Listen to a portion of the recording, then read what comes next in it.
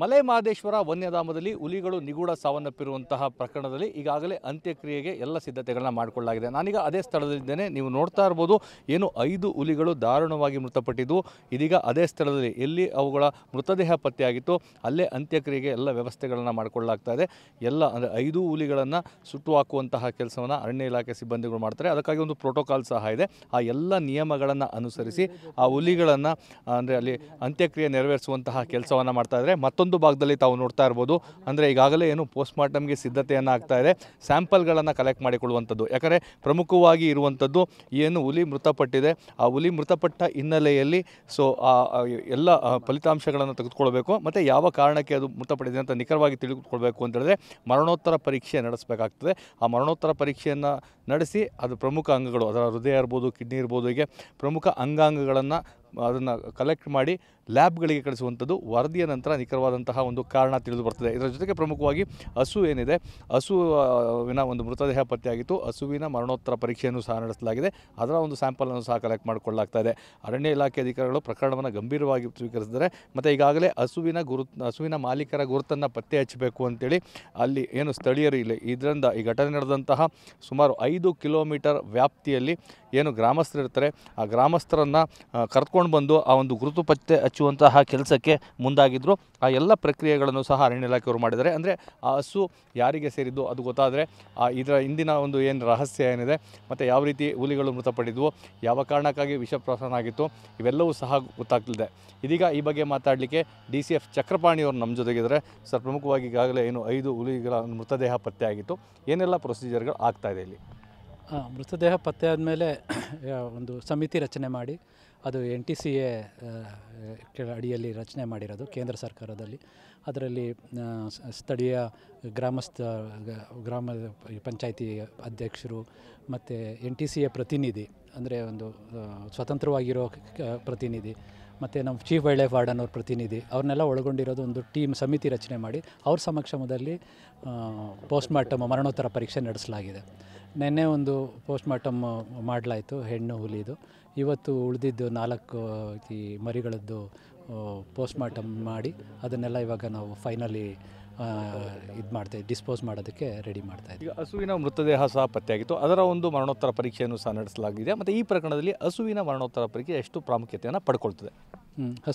ಯಾಕೆಂದರೆ ಹಸು ಒಂದು ಇದಕ್ಕೆ ಸಾವಿಗೆ ಮೂಲ ಅನ್ನೋ ಒಂದು ಇರೋದ್ರಿಂದ ಅದರದ್ದು ಭಾಳ ಮುಖ್ಯ. ಹಸುಗೆ ಅದಕ್ಕೆ ಸತ್ತ ನಂತರ ಅದಕ್ಕೆ ವಿಷಪ್ರಾಶನ ಆಗಿದೆಯಾ ಅಥವಾ ಹಸುಗೆ ಮುಂಚೆನೇ ಅದಕ್ಕೆ ವಿಷ ಆಗಿ ಅದರದ್ದು ಅಂಗಾಂಗಗಳಲ್ಲಿ ವಿಷ ಇದೆಯಾ ಅಂತ ತಿಳ್ಕೊಳ್ಳೋದಕ್ಕೆ ಹಸು ಮೇಲೆ ಸಿಕ್ಕಿರುವ ನಮಗೆ ಸ್ವಲ್ಪ ಏನು ಸಂಶಯಿತ ಪದಾರ್ಥಗಳನ್ನು ಕೂಡ ಅದನ್ನು ಪರೀಕ್ಷೆಗೆ ಒಳಪಡಿಸಿದ್ದೀವಿ. ಮತ್ತು ಹಸುದು ಅಂಗಾಂಗಗಳನ್ನು ಕೂಡ ಪರೀಕ್ಷೆಗೆ ತೊಗೊಂಡು ಹೋಗ್ತಾ ಇದ್ದೀವಿ. ಈಗ ಸಾಕಷ್ಟು ಒಂದು ಪರಿಶೀಲನೆ ತನಿಖೆಗಳನ್ನು ಮಾಡಿ ಆಗಿದೆ.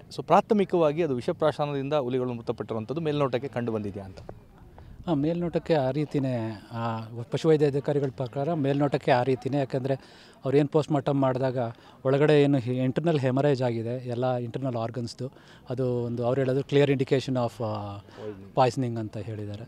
ಸೊ ಅದ್ರ ನಿಟ್ಟಿನಲ್ಲೇ ಸಾಗಿದೆ ಇದು. ಸೊ ಹಸುವಿನ ದೇಹದಲ್ಲಿ ವಿಷ ಇತ್ತಾ ಅಥವಾ ಮೇಲ್ಭಾಗದಲ್ಲಿ ಇತ್ತಾ, ಇದ್ರ ಬಗ್ಗೆ ಏನಾದ್ರು ಪ್ರಾಥಮಿಕವಾಗಿ ಗೊತ್ತಾಗಿದೆ? ಪ್ರಾಥಮಿಕವಾಗಿ ಮೇಲ್ಭಾಗದಲ್ಲಂತೂ ಇದೆ, ಆದರೆ ಒಳಭಾಗದಲ್ಲಿ ಅಂಗಾಂಗಗಳಿಗೂ ಅದು ಪ್ರವೇಶ ಮಾಡಿದೆಯಾ ಅಂತ ಪರೀಕ್ಷೆ ಅದರದ್ದು ಟಿಶ್ಯೂ ಸ್ಯಾಂಪಲ್ ಎಕ್ಸಾಮಿನ್ ಮಾಡಿದ ಮೇಲೇ ಅದಕ್ಕೆ ರಿಸಲ್ಟ್ಸಿಂದ ಗೊತ್ತಾಗುತ್ತೆ ನಮಗೆ ಇನ್ನು ಕೆಲವೇ ದಿನಗಳಲ್ಲಿ. ಈಗ ಈ ಹಸು ಈ ಜಾಗಕ್ಕೆ, ಯಾಕಂದರೆ ಇದು ಅರಣ್ಯ ಪ್ರದೇಶ, ಅರಣ್ಯದ ಭಾಗದಲ್ಲಿ ಹೇಗೆ ಬಂತು ಅಂತ ಈ ಹಸು? ಅರಣ್ಯ ಪ್ರದೇಶದ ಅಂಚಿನಲ್ಲಿ ಜನರು ಕೆಲವರು ಹಸುಗಳನ್ನು ಅವರು ನೋಡ್ಕೊಳ್ದಲೇ ಅದನ್ನು ಹಾಗೆ ಸ್ಟ್ರೇ ಥರ ಅದು ಅದ್ರ ಪಾಡಿಗೆ ಅದೇನೇ ಕೇಳಿ ಎಷ್ಟೊಂದು ಹಸುಗಳು ಒಳಗಡೆ ಬಂದಾಗ ಈ ಥರ ವನ್ಯಜೀವಿಗೆ ತುತ್ತಾಗೋ ಸಾಧ್ಯತೆ ಇರುತ್ತೆ. ಮತ್ತು ಆ ಥರ ಸುತ್ತಾದಾಗ ಅವ್ರು ಹೇಳೋದು ಇಲ್ಲ ನಮಗೆ ಎಷ್ಟೋ ಬಾರಿ, ಯಾಕೆಂದರೆ ಅದು ಪ್ರದೇಶ ಅರಣ್ಯ ಆಗಿರೋದ್ರಿಂದ ಅದನ್ನು ನಮಗೆ ಮಾಹಿತಿ ಕೂಡ ನೀಡೋದಿಲ್ಲ. ಆ ರೀತಿ ನಡೆದಿರೋ ಒಂದು ಸಂಗತಿ ಆಗಿರೋ ಸಾಧ್ಯತೆ ಇದೆ. ಅದಾದಮೇಲೆ ಈ ಥರ ಏನಾದರೂ ಪಾಯ್ಸನಿಂಗ್ ಅನ್ನೋ ಒಂದು ದುಷ್ಕೃತ್ಯ ಆಗಿರೋದ್ರೆ ಅದನ್ನು ನಾವು ಗಂಭೀರವಾಗಿ ಪರಿಣಿಸಿ ನಾವು ತನಿಖೆ ಪರೀಕ್ಷೆಗಳಿಗೆ ನಾವು ಒಳಪಡಿಸ್ತಾ ಇದ್ದೀವಿ. ಈ ಹುಲಿ ದಾಳಿ ಆದ ನಂತರ ಹಸುವಿನ ಮೇಲೆ ತದನಂತರ ಹೋಗಿ ಆ ವಿಷವನ್ನು ತಂದು ಮೇಲೆ ಸಿಂಪಡಿಸಿರುವಂಥದ್ದು ಮೇಲ್ನೋಟಕ್ಕೆ ಕಂಡು ಬರ್ತದೆ? ಅದು ಸಾಧ್ಯತೆ ಇರುತ್ತೆ. ಅದು ಹಲವಾರು ಬಾರಿ ಅದೇ ರೀತಿಯೇ ಮಾಡ್ತಾರೆ. ಒಂದು ಜಿದ್ದಿಗಾಗಿ, ಒಂದು ಸಿಟ್ಟಿಗಾಗಿ ಜಾನುವಾರು ಕಳ್ಕೊಂಡಿದ್ದು ಒಂದು ಸಿಟ್ಟಿಗಾಗಿ ಆ ರೀತಿ ಆಗುವ ಸಂಭವ ಕೂಡ ಇರುತ್ತೆ. ಅಟ್ಯಾಕ್ ಆದಮೇಲೆ ಅಟ್ಯಾಕ್ ಆದಮೇಲೂ ಆಗಿರುವ ಇರ್ಬೋದು. ಈಗ ಇಂಥ ಪ್ರಕರಣಗಳು ಸರ್, ಮಾನವ ಕಾಡು ಪ್ರಾಣಿಗಳ ಸಂಘರ್ಷ ನಿರಂತರವಾಗಿ ನಡೀತಾ ಇದೆ. ಸೊ ಕಾಡಿನ ಒಳಗಡೆಗೆ ಜಾನುವಾರುಗಳನ್ನ ಮೇಯಕ್ಕೆ ಬಿಡುವಂಥದ್ದು ಈ ಥರ ಆಗ್ತದೆ ಅಂತ ಜನಗಳಿಗೆ ಏನು ಹೇಳ್ಬೋದು ತಾವು?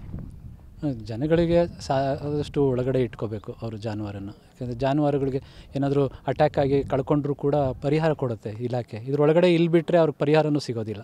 ಮತ್ತು ಹಲವಾರು ಜಾನುವಾರು ಇವ್ರು ಹೇಳಿದಾಗೆ ಸಾಕಷ್ಟು ಅದು ಗೊಬ್ಬರ ಅದಕ್ಕೋಸ್ಕರ ಸಾಕ್ತಾರೆ ಬಿಟ್ಟರೆ ಅದರದ್ದು ನಿಜವಾದ ಒಂದು ಹಾಲಿ ಆಗಲಿ ಮತ್ತೊಂದಕ್ಕಾಗಲಿ ಇದು ಮಾಡ್ತಾಯಿಲ್ಲ. ಅದ್ರ ಬದಲು ಅವರು ಯಾವುದಾದ್ರೂ ಈ ಹೈಬ್ರಿಡ್ಡು HF ಅಂಥ ಒಂದೋ ಎರಡೋ ಆಕಳನ್ನ ಇಟ್ಕೊಂಡವರು ಸ್ಟಾಲ್ ಫೀಡ್ ಮಾಡಿಕೊಂಡು ಕೊಟ್ಟಿಗೆನಲ್ಲಿ ಇಟ್ಕೊಂಡು ಸಾಕೋದು ಸೂಕ್ತ ಅನ್ನೋ ನಮ್ಮ ಸಂದೇಶ ಫಾರೆಸ್ಟ್ ಡಿಪಾರ್ಟ್ಮೆಂಟ್. ದ್ವೇಷದಿಂದ ಈ ರೀತಿ ಮಾಡಿದಂಥದ್ದು ಹಿಂದೆ ಯಾವುದಾದ್ರು ಪ್ರಕರಣಗಳು ತಮ್ಮ ಗಮನದಲ್ಲಿ ಇದೆಯಾ ಸರ್? ಈಗ ಬಂಡೀಪುರ ಇರ್ಬೋದು, ನಾಗರಹೊಳೆ ಇರ್ಬೋದು, ಅಥವಾ ಮಲೆ ಮಹದೇಶ್ವರ ವನ್ಯಧಾಮದಲ್ಲಿ ಇಲ್ಲಿ ಹುಲಿಗೆ ಈ ಥರ ಮಾಡಿರೋದು ಯಾವುದೇ ಇನ್ಸಿಡೆಂಟ್ಸ್ ಇಲ್ಲ. ಇದು ಮೊದಲನೇ ಸಾರ್ತಿ ಈ ಥರ ಆಗಿರೋದು. ಬೇರೆ ಪ್ರಾಂತ್ಯಗಳಲ್ಲಿ ನಡೆದಿರೋ ಸಾಧ್ಯತೆ ಇರ್ಬೋದು, ಅದನ್ನು ನಾನು ಹೇಳಲಿಕ್ಕೆ ಬರಲ್ಲ ಸರ್. ಈಗ ಈ ಹುಲಿಗಳೇನಾದ್ರು ಹಿಂದೆ ಕಾಣಿಸ್ಕೊಂಡಿದ್ವಾ ಅಂತೇಳಿ ತಮ್ಮ ವಾಚರ್ಗಳಿಗಾಗಲಿ ಅಥವಾ ತಮ್ಮ ಗಮನದಲ್ಲಿತ್ತ ಟ್ರ್ಯಾಪ್ ಕ್ಯಾಮ್ರಾಗಳಲ್ಲಿ ಓಡಾಟ ಚಲನವಲನಗಳಿತ್ತ? ಹೌದೌದು, ಟ್ರ್ಯಾಪ್ ಕ್ಯಾಮ್ರಾಸಲ್ಲಿ ಹಿಂದೆಯಿಂದನೂ ರಿಪೋರ್ಟ್ ಆಗೇ ಇದೆ ಈ ಪ್ರಾಂತ್ಯಗಳಲ್ಲಿ ಹುಲಿಗಳಿದೆ ಅನ್ನೋದು. ಈ ಹುಲಿ ಪರ್ಟಿಕ್ಯುಲರ್ ತಾಯಿ ಮಕ್ಕಳು ಟ್ರ್ಯಾಪ್ ಕ್ಯಾಮ್ರಾ, ಯಾಕಂದರೆ ಮಕ್ಕಳು ಇಷ್ಟು ರೀಸೆಂಟಾಗಿ ಇಟ್ಟಿರಲ್ಲ ನಾವು ಕ್ಯಾಮ್ರಾಸು. ಹಾಗಾಗಿ ಯಾವಾಗ ಅಳವಡಿಸಿದ್ದೆ ಆವಾಗ ಅದು ನಮ್ಮ ಇದರಲ್ಲಿ ಇರುತ್ತೆ. ತಾಯಿದು ಹೇಳೋದು ಇದೆ ನಮ್ಮ ಹಳೆ ಕ್ಯಾಮ್ರಾದಲ್ಲಿ ಅದರದ್ದು. ಅಂದರೆ ನನ್ನ ಪ್ರಶ್ನೆಗೆ ಹೇಗಿತ್ತು ಸರ್ ಅದು ಚಲನವಲನ ಆ್ಯಕ್ಟಿವಿಟಿ? ಅಂದರೆ ಗ್ರಾಮಗಳ ಕಡೆ ಬರುವಂಥದ್ದಿತ್ತ ಅಥವಾ ಕಾಡಿನ ಭಾಗದಲ್ಲಿ ಅದು ಇರ್ತಾ ಇತ್ತಾ ಅಥವಾ ಹೇಗೆ? ಗ್ರಾಮದ ಕಡೆ ಬಂದಿದ್ದರೆ ನಮಗೆ ಇಷ್ಟೊತ್ತಿಗೆ ವರದಿ ಆಗಿಬಿಡ್ತಿತ್ತು. ಗ್ರಾಮದ ಕಡೆ ಬಂದು ಏನೇ ಘಟನೆ ಆಗಿದ್ರು ಕೂಡ ಜನರು ಅದನ್ನು ಪರಿಹಾರ ಬೇಡ್ತಿದ್ರು ನಮ್ಮ ಹತ್ರ. ಬೇಡಿದಾಗ ನಮಗದು ಮಾಹಿತಿ ಬರ್ತಾಯಿತ್ತು. ಸೊ ಇದು ಕಾಡು ಒಳಗಡೆ ಇದ್ದಂಥದ್ದೇ ಇದು ಅಂತ ನಾವು ಭಾವಿಸ್ಬೇಕು. ಅಂದರೆ ಈಗ ಘಟನೆ ನೋಡಿದ್ರೆ ಎಲ್ಲವೂ ಸಹ ಒಂದೇ ಜಾಗದಲ್ಲಿ ಮೃತಪಟ್ಟಿರುವಂಥದ್ದು. ಅಷ್ಟರ ಪ್ರಮಾಣದ ಪರಿಣಾಮಕಾರಿಯಾಗಿತ್ತು ವಿಷಯ ಅಂತ. ಯಾಕಂದರೆ ಒಂದು ಸುತ್ತಮುತ್ತ ಒಂದು 20 ಅಡಿ 10 ಅಡಿ 30 ಅಡಿ ಹಸುವಿನ ಸುತ್ತಮುತ್ತಲೇ ಸಾವನ್ನಪ್ಪಿರುವಂಥದ್ದು. ಹೌದು, ಅದು ಸ್ಟ್ರಾಂಗಾಗೆ ಇದ್ದಾಗ ಆಗ ಅಲ್ಲೇ ಅಕ್ಕಪಕ್ಕದಲ್ಲಿ ಮತ್ತು ಇನ್ನು ಎಲ್ಲ ಮರಿಗಳೂ ಇನ್ನು ತಾಯಿಯ ಬೇಟೆನೇ ಅವಲಂಬಿಸ್ಕೊಂಡಿರೋ ಒಂದು ಹಂತ ಅದು. ಇನ್ನು ಅವು ಸಪ್ರೇಟಾಗಿ ಸ್ವತಂತ್ರವಾಗಿ ಬೇಟೆ ಮಾಡಿ ಅದು ಆಹಾರ ಹೊಂದಿಸ್ಕೊಳ್ಳೋ ಇದರಲ್ಲಿ ಇರಲಿಲ್ಲ ವಯಸ್ಸಲ್ಲಿ. ಹಾಗಾಗಿ ಇದೊಂದು ಎಲ್ಲ ತಾಯಿ ಸುತ್ತಮುತ್ತ ಒಂದು ಕುಟುಂಬವಾಗಿ ಅದು ಈ ಥರ ಘಟನೆ ನಡೆದಿದೆ.